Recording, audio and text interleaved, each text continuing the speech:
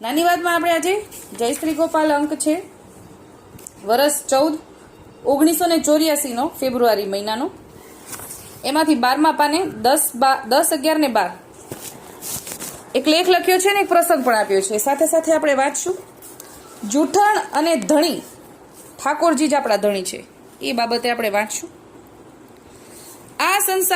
આ સંસાર રૂપ મોટો સમુદ્ર ઘણો ગંભીર છે. એમાં કામ, ક્રોધ, લોભ, મોહ, મદ અને માત્સર્ય રૂપી મગર, માછલાઓ, કાચબાઓ પડેલા છે. તે સંસાર રૂપી દરિયામાં આ મનુષ્ય દેહ રૂપી હજારો નાવડા પડેલા છે.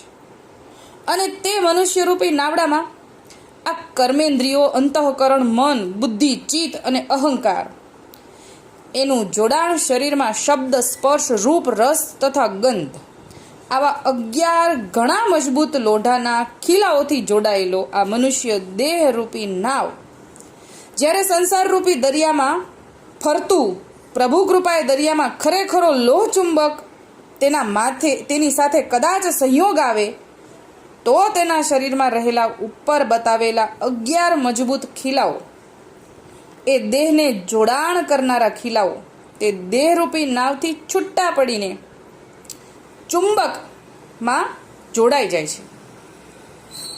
એટલે એમ કહે છે કે આવડો મોટો સમુદ્ર એટલે કે સંસાર, એની અંદર આપણને ખાવા માટે, આપણી પાસે આવવામાં આપણને લેવા માટે, આપણને ખાવા માટે માછલાઓ, કાચબાઓ, મગર, એવા બધા આપણા મોહ, મત્સર, મદ, કામ, ક્રોધ, એને આ મગરની, માછલાઓની, કાચબાની ઉપમા આપી કે આપણને ખાવા માટે સતત આપનો ધીરે ધીરે નાશ કરવા માટે આવી જ રહ્યા છે. પણ જો આપણી ઇન્દ્રિયો, આપણી મન, બુદ્ધિ, ચિત્ત, અહંકાર, બધી ઇન્દ્રિયો ને ઠાકોરજીમાં જોડી દઈશું તો પછી આ કામ, ક્રોધ, લોભ, મોહ આપણી પાસે નહીં આવે. આ આટલા ફકરામાં આપણે એ સમજ્યા, આપણી સરળ ભાષામાં આપણે એવું સમજ્યા. ત્યારે આ લૌકિક દેહરૂપી નાવડું સમુદ્રમાં બુડીને પોતાનું રૂપ, નામ, ગુણને નષ્ટ કરી દેશે.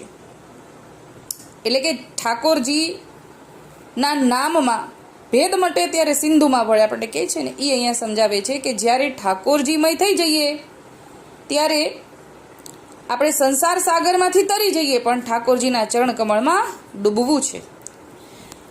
આ સંસાર રૂપી સમુદ્રમાં લોહ ચુંબક રૂપી પ્રભુ છે. માટે આ મનુષ્ય દેહધારી જીવ ઘણા કાળથી સંસાર રૂપી સમુદ્રમાં રખડતો, હજારો જન્મના પુણ્ય ઉદય થાય ત્યારે તે સંસાર રૂપી સમુદ્રમાં સ્થળે સ્થળે લોહ ચુંબક રૂપી પ્રભુજીના નિકટ આ જીવ શરણમાં જાય છે. ત્યારે એના દેહના માયાના બંધનરૂપ ઉપર બતાવેલા મજબૂત ખીલાઓ, એટલે કે આપણી બધી ઇન્દ્રિયો, એ લોહ ચુંબકમાં અર્પણ કરાવવી, એટલે કે ઠાકોરજીને સમર્પિત કરવી. આ માયાના બંધનથી બંધાયેલા દેહની વાસનાથી છૂટું પડીને પ્રભુમાં લય પામે. માટે ભગવત ભક્તો પણ ઘણા વખતથી પોતાના પતિ, પુત્ર, માતા, પિતા, ભાઈ, બંધુ, તેમના પ્રેમની માયાના બંધનમાં કામ, ક્રોધ દ્વારા ખીલાઓથી બંધાયેલા હતા. પણ જે વખતે ખરેખરો આત્માનો પતિ, લોહ ચુંબક રૂપી પ્રભુ તેમની સાથે જોડાય છે, તેમના માયાના બંધન છૂટી જાય છે અને અખંડ વરને વરે છે. હવે આગળ ઓલું મીરાબાઈનું ઉદાહરણ આપેલું છે કે એક સમય હરિની લાડલી મીરા વ્રજમાં તેમના ગુરુને મળવા આવી. ગુરુ કોઈ સ્ત્રીનું મુખ ન જુએ એવી ટેક રાખીને આંખે પાટા બાંધીને પ્રભુ ભજન કરતા હતા. મીરાબાઈ ત્યાં આવે છે અને ગુરુ તેને મળવાની ના કહે છે કે, અને એવું કહે છે કે હું તો સ્ત્રીનું મુખ નથી જોતો. આવા ગુરુના શબ્દો સાંભળી મીરાબાઈ જરા મોટા અવાજે બોલ્યા કે મને આજે ખબર પડી કે વ્રજમાં એક પ્રભુ સિવાય બીજો પુરુષ પણ વસે છે ખરો. મને તો એમ જ હતું કે વ્રજમાં પ્રભુ છે એ એક જ પુરુષ છે. મીરાબાઈના આવા માર્મિક વચનો સાંભળતા જ તેના ગુરુના નેત્ર ખુલી ગયા. દોડીને મીરાબાઈના ચરણોમાં પડીને કહેવા લાગ્યા, મીરા, તે આજે મારો ભ્રમ ભાંગ્યો. તમે મને ઉગારી લીધો. તમારી વાત સાચી છે કે જગતમાં પ્રભુ એક જ પૂર્ણ પુરુષોત્તમ છે. બાકી તો સૌ તેની સહચરી જ છે. આમ જીવ પણ પ્રભુ સન્મુખ નામ પામીને અખંડ વર એવા પ્રભુને વરે છે. એટલે અહીંયા એવું સમજાવે છે કે પુરુષોત્તમ તો ઠાકોરજી જ છે, બાકી તો બધા સહચરી જ છે, ઠાકોરજીના દાસ છે, દાસીઓ છે. હવે અહીંયા બીજું ઉદાહરણ પણ છે કે વલ્લભલાલજીના 38મા વચનામૃતનો એક પ્રસંગ અહીં આપ્યો છે, તે વિચારવા માટે લખેલો છે. એક સમય સખીદાસ નામના વૈષ્ણવે પૂછ્યું, જે રાજ, એક ધણી અને એની ધણિયાણી મરજાદી છે. તેની સ્ત્રી તેના ધણીનું જૂઠણ સિવાય જમતી જ નથી. એટલે કે એના પતિનું જૂઠણ સિવાય જમતી નથી. ધણી ન આપે તો બેસી રહે. જ્યારે ધણી જમતા જમતા આપે ને ત્યારે જ જમે. ત્યારે તેના હાથની સખડી અમારાથી લેવાય? એટલે હવે આ વૈષ્ણવ પૂછે છે કે એ સ્ત્રીના હાથની સખડી લેવાય? ત્યારે શ્રીમુખે કહ્યું કે જે સ્ત્રી કેવા ભાવથી લે છે અને ધણી કેવા ભાવથી આપે છે. ત્યારે સખીદાસે કહ્યું, ધણીને તો જૂઠણ આપવાનો આગ્રહ નથી, પણ સ્ત્રીને લેવાનો આગ્રહ છે. ત્યારે શ્રીમુખે કહ્યું, જો કેવલ સ્વામી જાણ કે જૂઠણ લે તો તેના હાથની સખડી કોઈ વૈષ્ણવે ન લેવી.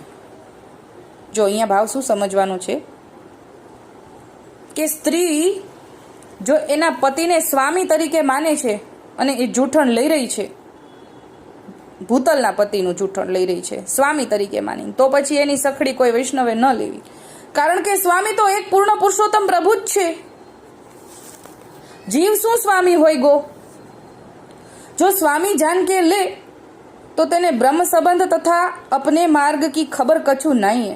जो मैं ब्रह्म संबंध कियो सो कहाँ वस्तु है? ज्यारथी प्रभु साथे संबंध थयो त्यारथी स्वामी तो ठाकुरजी ज छे.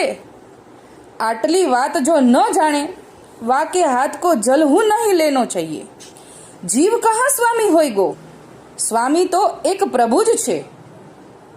रक्षा करे ताको नाम पति और लौकिक पति तो आपतकाल का फांसा में पड़्यो है, सो रक्षा काय करेगो? आ प्रसंग देखीती रीते जूठण कोनी अने कोने लेवी देवी ई उपरनो छे. परंतु स्वामी भाव जाणवा माटे आ प्रसंग अहींया आपणामां आपेल छे. माटे स्वामी तो सर्वना एक मात्र ठाकोरजी ज छे.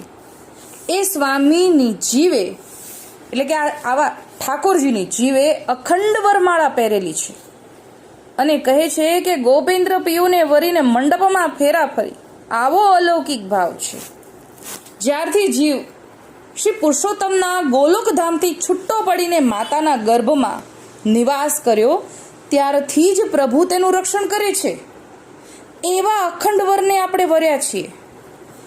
જીવ તો સદાય સોહાગી જીવ થયો, તો એવા પ્રભુને જે જીવ છોડે અને અવરમાં મન મોહે તો શું એ વૈષ્ણવ કહેવાય? આવાનો સંગ ત્યજવો, કારણ કે સતી નારી કો જબ શંખણી મળે તો વામે મજા ક્યાં આવત હે. આવી દશા થાય. એટલે અહીંયા એવું સમજાવે છે કે જો લૌકિક પતિમાં પણ આપણે ધણીનો ભાવ, આપણે સ્વામીનો ભાવ પણ રાખ્યો તો પણ એ બાધક છે પુષ્ટિ માર્ગમાં. આટલી પરાકાષ્ઠાએ કીધું છે, કેમ કે આ તો લૌકિક પતિ છે, આ તો આ જન્મ પૂરતા પતિ છે. આપણા તો અહીંયા આપણે વાક્ય કીધું ને કે જ્યારે ગર્ભમાં પ્રવેશ કર્યો, માતાના ગર્ભમાં પ્રવેશ કર્યો ને ત્યારથી રક્ષણ કરવા વાળા તો ઠાકોરજી એક પૂર્ણ પુરુષોત્તમ જ છે. એ જ આપણા ધણી છે.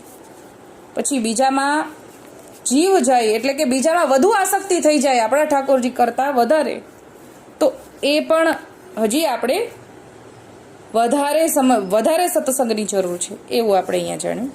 અત્યારે આટલું જ બોલીને